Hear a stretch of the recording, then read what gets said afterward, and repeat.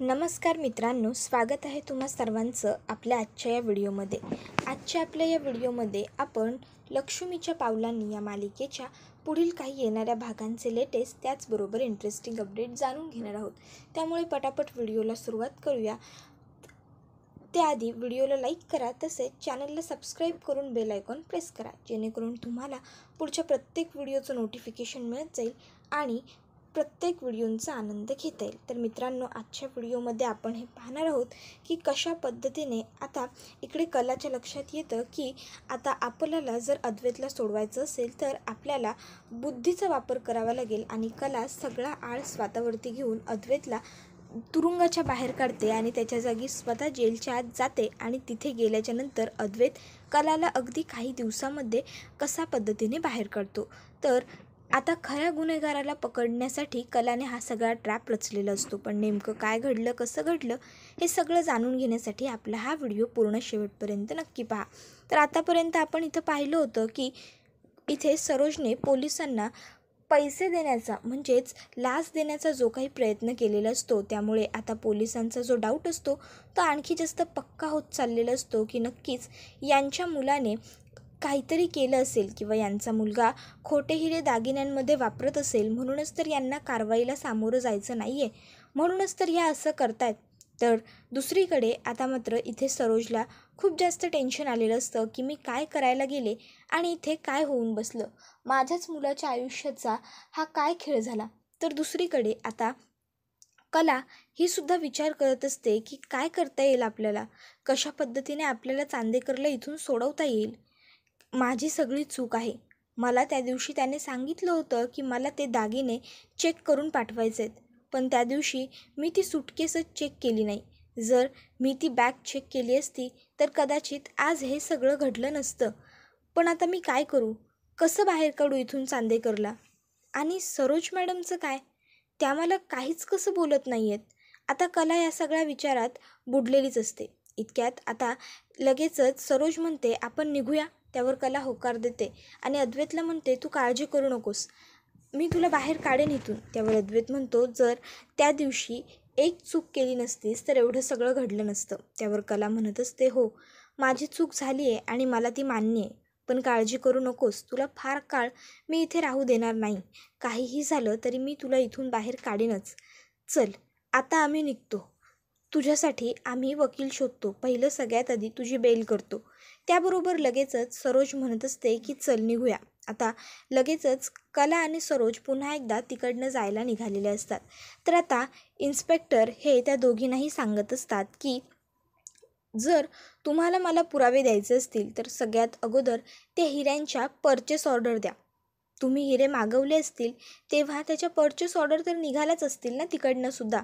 जशी तुम्ही लोकांना परचेस ऑर्डर देता तशीच त्याबरोबर लगेचच कला होकार देते आणि मग सरोज म्हणते तुम्ही चला आमच्याबरोबर, म्हणजे तुम्हाला सगळं काही मिळून जाईल. तर दुसरीकडे आता कला, सरोज, इन्स्पेक्टर, एक लेडीज कॉन्स्टेबल आणि एक जेंट्स हवालदार ज्यावेळेस बाहेर येतात त्यावेळेस समोर राहुलने ज्या मीडियाला आधीच फोन करून पाठवलेलं असतं ती मीडिया हजर झालेली असते. आणि आता मीडिया प्रश्न विचारायला लागते की अद्वैत चांदेकरांनी अशा किती लोकांना फसवलं, पूर्वीपासून ते अशी फसवाफसवी करतात का, काहीतरी बोला. त्याबरोबर आता कला म्हणते प्लीज गप्प बसा, प्लीज. काय करताय तुम्ही, प्रत्येक वेळेस तुम्हाला प्रत्येक गोष्टीचा असा बाऊ करायचाच असतो का, प्रत्येक वेळेस आमच्या घरात काही घडलं की त्याची तुम्हाला ब्रेकिंग न्यूज बनेल असं का वाटतं. हे बघा, ही आमच्या घरातली गोष्ट आहे आणि अजूनही अद्वैत चांदेकरने हे सगळं केलं आहे हे सिद्ध झालेलं नाही आहे. त्यामुळे उगाचच्या उगाच तुम्ही काहीही गोष्टी सांगून काहीही ब्रेकिंग न्यूज बनवू नका. उगाच नका हे सगळं करू. आधी सगळं सिद्ध होऊ द्या, कळू द्यात खरं काय घडलं आहे, खोटं काय घडलं आहे. त्याबरोबर लगेचच आता रिपोर्टर्स विचारायला लागतात म्हणजे तुम्हाला काय वाटतं मॅडम, तुमचे पती निर्दोष आहेत का, त्यांनी काहीच केलेलं नाही आहे का. त्यावर कला म्हणते माझा नवरा निर्दोष आहेच आणि निर्दोषच होता. आजपर्यंत माझ्या नवऱ्याने असं कधीही केलेलं नाही आहे. अहो, साधं एखाद्या दागिन्यामध्ये आम्ही कोणाला फसवलं नाही आहे, तर एवढ्या मोठ्या व्यक्तीला आम्ही हिऱ्यांच्या दागिन्यामध्ये कसं काय फसवू शकतो. त्याबरोबर लगेचच एक दुसरा रिपोर्टर कलाला म्हणायला लागतो म्हणजे तुमच्या नवऱ्याने काही केलं नाही असं तुमचं म्हणणं आहे कला मॅडम. सरोज मॅडम, तुमचा मुलगा एवढ्या वर्षांपासून तुमच्याबरोबरच बिझनेस करतोय, तुमच्याच हाताखाली तो तयार झाला आहे, मग तुम्हाला काय म्हणायचं आहे, तुमचं काय मत आहे? त्याबरोबर सरोज म्हणत असते की माझा मुलगा असं काही करणं शक्यच नाही आहे. तो माझ्या आणि माझ्या सासऱ्यांच्या म्हणजेच आबासाहेब चांदेकरांच्या हाताखाली तयार झाला आहे आणि त्यामुळे तो असं काहीच करणं शक्य नाही, कारण हे आमच्या घरचे संस्कार नाही. इन्स्पेक्टर, आता तुम्हीच काय ते सांगा या सगळ्या पत्रकारांना. त्याबरोबर लगेचच आता इथे इन्स्पेक्टर हे त्या पत्रकारांना सांगत असतात की हे बघा, उगाचच्या उगाच तुम्ही हा असा गोंधळ घालणं योग्य नाही आहे. तुम्ही इथनं निघून जा. जे काही अपडेट असतील ते पोलीस म्हणून तुम्हाला पुरवणं हे आमचं काम आहे. सध्या अद्वैत चांदेकर हे पोलीस कस्टडीत आहेत, त्यामुळे केसचा तपास सुरू आहे. ज्या क्षणी हा तपास पूर्ण होईल त्याच क्षणी आम्ही तुम्हाला सर्व डिटेल्स प्रोव्हाइड करू, पण सध्या तुम्ही कोणत्याही पद्धतीचे आरोप त्यांच्यावरती करू नका. त्यानंतर लगेचच आता ते इन्स्पेक्टर साहेब, कला, सरोज, त्याचबरोबर एक जेंट्स कॉन्स्टेबल, लेडीज कॉन्स्टेबल हे सगळेजणं निघतात आणि चांदेकर ज्वेलर्सवरती पोहोचतात. कला लगेचच सानिकाला सांगते, सानिका, आपण त्या डीलसाठी जे काही हिरे मागवले होते त्याच्या परचेस ऑर्डर मला ताबडतोब पाहिजेत. सानिका लगेचच परचेस ऑर्डरची जी काही फाईल वगैरे असते ती कलाकडे देते आणि म्हणते, मॅडम, यामध्ये आपल्या सगळ्या परचेस ऑर्डर आहेत. तुम्हाला ज्या परचेस ऑर्डर हव्यात त्या यात मिळतील.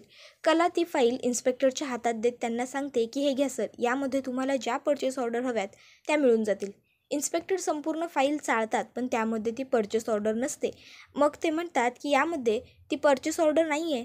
त्याबरोबर लगेचच सरोज म्हणते, हे कसं शक्य आहे, त्यामध्येच परचेस ऑर्डर असतात. आणि मग सरोज स्वतःसुद्धा ती फाईल पुन्हा चाळते. आणि मग आता मात्र इकडे कला आणि सरोजला खूप मोठा प्रश्न पडतो की आता आपण काय करायचं. तर इन्स्पेक्टर साहेब म्हणतात की यामध्ये परचेस ऑर्डर नाही आहे, याचा अर्थ तुम्ही हिरे खरेदी केलेच नव्हते आणि तुम्हीच काचा वापरल्या आहेत. आता इन्स्पेक्टरने असं म्हटल्याबरोबर मात्र कलाला कळत नसतं की आता आपण नेमकं करायचं तरी काय. कला इन्स्पेक्टरनं सांगण्याचा प्रयत्न करते, हे बघा, असं काही घडलेलं नाही आहे. पण इन्स्पेक्टर म्हणत असतात की जर तसं काही घडलेलंच नाही आहे तर इथे परचेस ऑर्डर हव्या होत्या, पण इथे परचेस ऑर्डर नाही आहे. याचा अर्थ हाच होतो की तुम्ही पहिल्यांदाच कोणाला तरी फसवण्याचा प्रयत्न केला होता, पण समोरची व्यक्ती इतकी हुशार होती की तिने बरोबर काचेतला आणि हिऱ्याचा फरक ओळखला. त्याबरोबर इन्स्पेक्टर तिकडनं निघून जातात. आता मात्र कलाला कळत नसतं की आपण काय करायचं. चांदेकर या सगळ्यामध्ये अडकत चाललाय. तर दुसरीकडे आता सरोज ही लगेचच एक चांगला वकील शोधायची सुरुवात करते, जेणेकरून तिला अद्वैतची बेल करता येईल. आता इकडे सरोजने वकिलांना फोन करायला सुरुवात केलेला असतो आणि ती सगळ्यांना हेच सांगत असते की माझा मुलगा अद्वैत चांदेकर याला पोलिसांनी अटक केलेली आहे आणि मला त्याला काही करून लगेच सोडवायचं आहे. पण खूप मोठी केस आहे मॅडम, त्यामुळे हे लगेच सोडवणं शक्य नाही आहे, त्यामुळे बेल होत नाही, असं म्हणून वकील पुढे गोष्ट टाळत असतात. तर आता इकडे इन्स्पेक्टर त्या ठिकाणावरून निघून गेल्याच्या नंतर आता इकडे कलासुद्धा ऑफिसमधून निघून चाललेली असते. इतक्यात तिला दिसतं की राहुल हा कोणाबरोबर तरी फोनवर बोलतोय, ते सुद्धा एकटाच कोपऱ्यात उभा राहून. कला विचार करते, हा राहुल यावेळेस कोणाबरोबर फोनवर बोलत असेल, याचं बोलणं ऐकायला हवं. म्हणून मग कला ही राहुलच्या मागे जाते आणि उभी राहते. तर इकडे मूर्ख राहुल आता अद्वैतला त्याने फसवलंय या गोष्टीमुळे श्रीनाथ ज्वेलर्समधल्या त्याच व्यक्तीबरोबर बोलत असतो, म्हणजेच अमोलबरोबर. आता राहुल हा अमोलला म्हणत असतो की आपण चांगला फसवलाय त्याला. हो, आता तो काही 7 जन्म बाहेर येणार नाही, चांगली अद्दल घडेल त्याला. हो हो, आता या गोष्टीसाठी सेलिब्रेशन तर झालंच पाहिजे ना. आता ते दोघंजणं बोलतात. त्यानंतर राहुल फोन कट करतो. तर कला विचार करते, कसल्या सेलिब्रेशन बद्दल बोलतोय हा राहुल. मग राहुल मागे फिरतो तर त्याच्या मागे कला उभी असते. कला अजिबात वेळ वाया न घालवता पटकन राहुलला म्हणत असते, राहुल, आता नेमकं कोणाबरोबर बोलत होतास तू आणि काय बोलत होतास? कसली अद्दल, कसला काय, नक्की कुणाला, कशाबद्दल? त्याबरोबर लगेचच राहुल हा कलाला म्हणत असतो, हे बघ, त्या सर्व गोष्टींची ना तुझा काही संबंध नाही आहे. तू आत्ता सध्या जो काही हा पराक्रम करून ठेवलायस की नाही, दागिने न चेक करता पाठवण्याचा, त्यामुळे घडलं हे सगळं. ते कसं निस्तरायचं ना ते बघ. आणि मग तो तिकडनं निघून जातो. कला विचार करते, मी दागिने चेक केले नव्हते, ही गोष्ट फक्त मला माहीत होती. आणि सरोज मॅडमना, मग राहुलला ही गोष्ट कशी काय माहीत? नक्कीच काहीतरी या सगळ्यामध्ये गोडबंगाल आहे.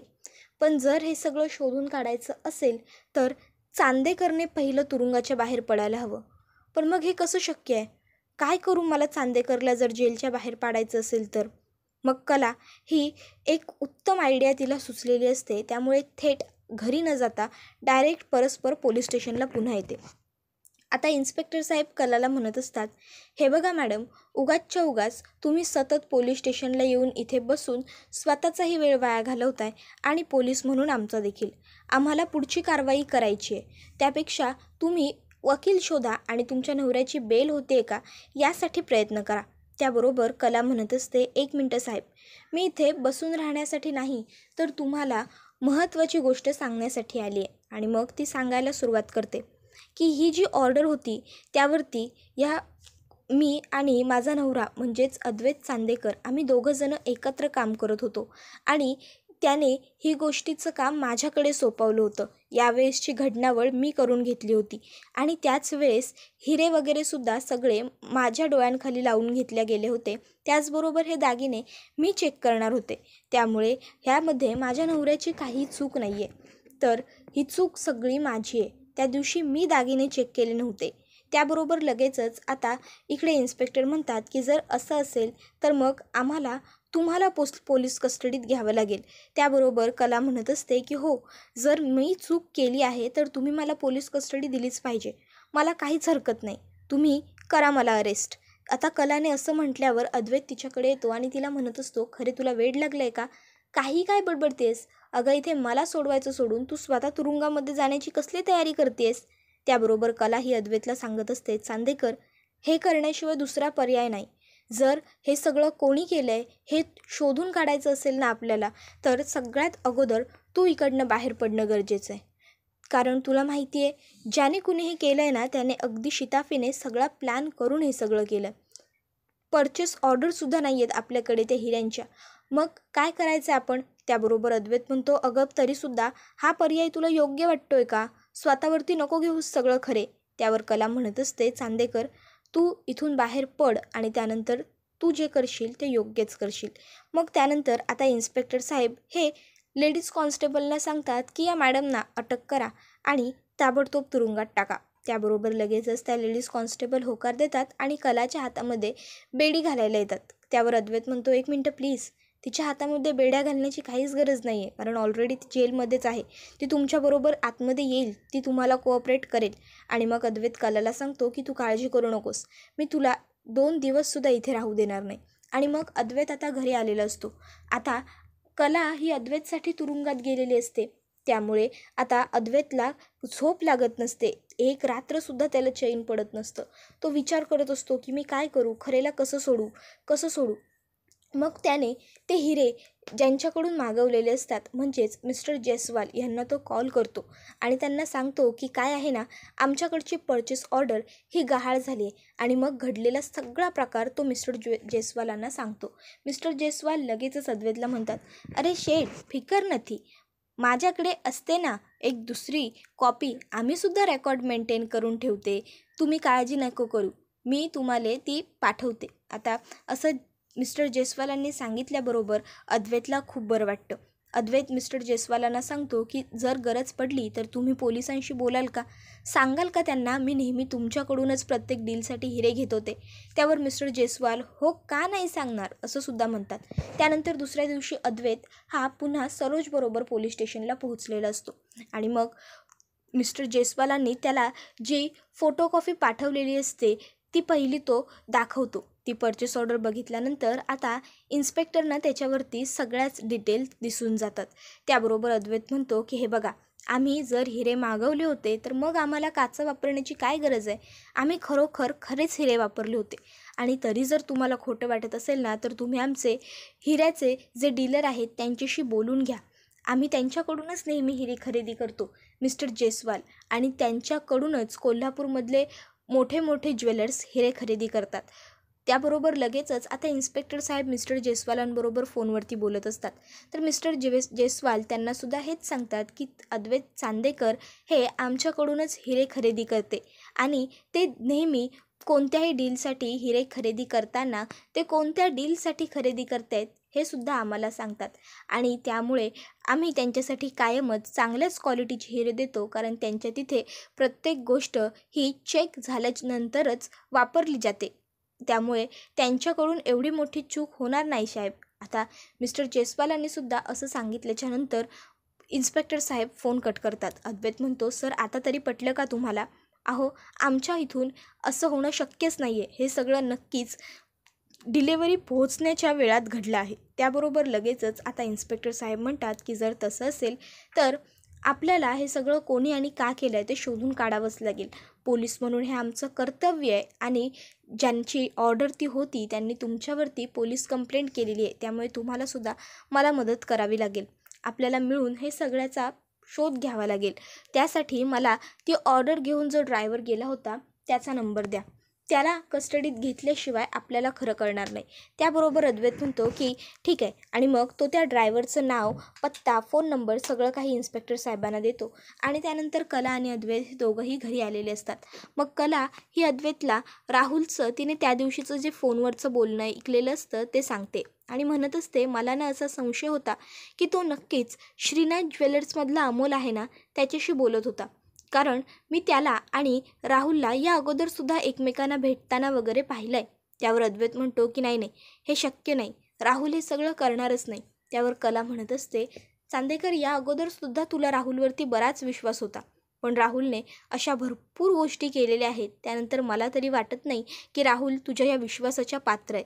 त्यामुळे तुला आता काय वाटतंय ते तू बघ, पण मला तरी हेच वाटतं की आपण राहुलवर लक्ष ठेवायला हवं. अद्वैत आता कलाने जे सांगितलेलं असतं त्या गोष्टीवरती विचार करतो आणि ठरवतो की ठीक आहे, लक्ष ठेवून बघायला काय हरकत आहे, आणि मग तो राहुलवरती लक्ष ठेवतो. तर आता राहुल हा अमोलला फोनवरती म्हणत असतो की आपण कधी भेटूया, कधी सेलिब्रेशन करायचं. मी त्या दिवशीसुद्धा तुम्हाला म्हटलं होतं ना, मस्त निवांत भेटू आणि सेलिब्रेट करू.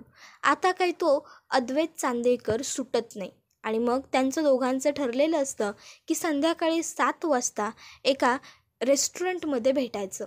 ठरल्याप्रमाणे आधी त्या ठिकाणी राहुल पोहोचलेला असतो.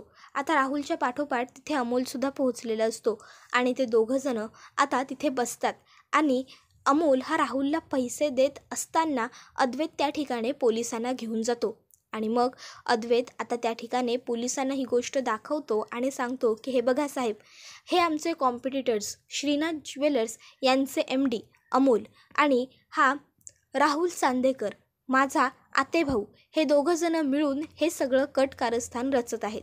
म्हणजे अमोलच्या सांगण्यावरून राहुलनेच ते हिरे बदलले होते जेणेकरून चांदेकर ज्वेलर्स बदनाम व्हावं. तुमच्यासमोर खरा गुन्हेगार आहे. त्याबरोबर लगेचच राहुल हा म्हणायला लागतो की अरे दादा, काही काय बोलतोयस, असं काही नाही आहे, माझी आणि अमोलची चांगली ओळख आहे म्हणून फक्त आम्ही भेटलो होतो. त्याबरोबर लगेचच इन्स्पेक्टर साहेब म्हणत असतात, तुमची काय, कुठली आणि कशी ओळख आहे की नाही ते आता आम्ही पोलीस स्टेशनमध्येच बघतो. आणि हे काय, जर फक्त ओळख आहे तर ओळखीसाठी हे पैसे घेण्याची काय गरज आहे? कशासाठी घेता हे एवढे पैसे यांच्याकडून, ते सुद्धा ब्रीफकेस भर.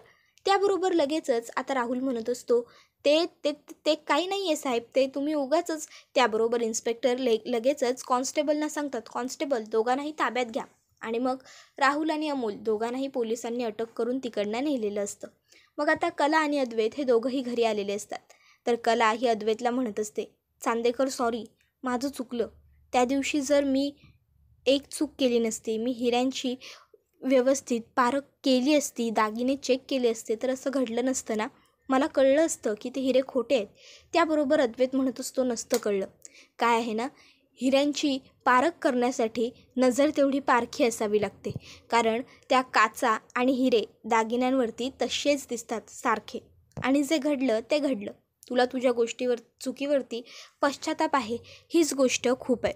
त्यावर कला म्हणते, पण चांदेकर, राहुलला तू प्रत्येक वेळेस पाठीशी घालत आलायस, मग यावेळेससुद्धा तू त्याला पाठीशी घालशील का? यावेळेससुद्धा तू त्याला पोलीस स्टेशनमधून सोडवणार? कारण रोहिणी आत्यांना हे सगळं कळल्याच्यानंतर रोहिणी आत्या माझ्या मुलाला सोडव असं तुला नक्की म्हणतील. त्यावर अद्वैत म्हणत असतो की नाही, पण यावेळेस मी राहुलला माफ करणार नाही आहे. राहुलने आजपर्यंत खूप चुका केल्यात आणि मोठा भाऊ म्हणून मी त्याची प्रत्येक चूक माफ करून पोटात घालत गेलो आहे. पण आता त्याने ही जी चूक केली आहे ती अक्षम्य आहे. कारण आजच्या त्याच्या ह्या चुकीमुळे फक्त मलाच त्रास नाही झाला, तर संपूर्ण चांदेकर कुटुंबियांना त्रास झाला आहे. आणि तुला माहिती आहे माझ्यासाठी माझं कुटुंब किती महत्त्वाचं आहे. कला म्हणते हो बरोबर आहे. तर कला हे आता हो बरोबर आहे बोलते खरं, पण तिच्या मनामध्ये थोडंसं वाईट आलेलं असतं. कला विचार करते चांदेकरला माझ्याबद्दल काहीच वाटत नाही, याला फक्त सगळ्या घरातल्यांबद्दल वाटतं. नाही, घरातल्यांबद्दल वाटतं ही गोष्ट चांगली आहे, पण मी याच्यासाठी एवढी जेलमध्ये वगैरे गेले, याने माझ्यासाठी तर काहीतरी बोलायला हवं होतं ना. इतक्यात अद्वैत म्हणतो आणि त्याशिवाय चांदेकर ज्वेलर्सची देखील बदनामी झाली. आणि सगळ्यात महत्त्वाचं म्हणजे मला सोडवण्यासाठी एक दिवस का होईना पण तुलासुद्धा तुरुंगात राहावं लागलं. आणि हे सगळं काही राहुलमुळेच झालं आहे. त्यामुळे मी काही राहुलला माफ करणार नाही. यावेळेस त्याला शिक्षा मिळणं अटळ आहे. त्याबरोबर लगेचच कला ही अद्वैतला म्हणत असते, म्हणजे मला जेलमध्ये जाऊन राहावं लागलं म्हणून तुला वाईट वाटलं, म्हणून तू हे सगळं करणार आहेस? आता मात्र अद्वैतकडे कलाच्या प्रश्नाचं उत्तर नसतं. त्यामुळे तो लगेचच म्हणतो, चल उशीर होतोय घरात जायला, घरात सगळेजण आपलीच वाट बघत असतील. आणि मग अद्वैत पटकन तिकडनं घरामध्ये निघून जातो. आता कला विचार करते की माझ्या प्रश्नाचं उत्तर याला द्यायचं नव्हतं, म्हणून याने लगेचच घरात जाण्याचा विषय काढला आणि माझे उत्तर देण्याला टाळलं. त्यानंतर कला आणि अद्वैत घरात जातात. आणि यावेळेस मात्र आता सरोज ही सुद्धा कलाला काही बोलत नसते. त्याबरोबर हा व्हिडिओ इथेच संपतो. मित्रांनो, व्हिडिओला लाईक करा, तसेच चॅनलला सबस्क्राईब करून बेल आयकॉन प्रेस करा, जेणेकरून तुम्हाला पुढच्या प्रत्येक व्हिडिओचं नोटिफिकेशन मिळत जाईल आणि सर्व व्हिडिओंचा आनंद हा अगदी उत्तम पद्धतीने घेता येईल. आपला हा व्हिडिओ आजचा इथेच संपतो, पण आपला हा व्हिडिओ तुमच्या जास्तीत जास्त कुटुंबियांबरोबर तसेच मित्रपरिवारांबरोबर सुद्धा नक्की शेअर करा, जेणेकरून त्यांनासुद्धा आपल्या अशाच उत्तम व्हिडिओंचा आनंद घेता आला पाहिजे. मित्रांनो, पुढचा व्हिडिओ येईपर्यंत टाटा बाय बाय, धन्यवाद, टेक केअर.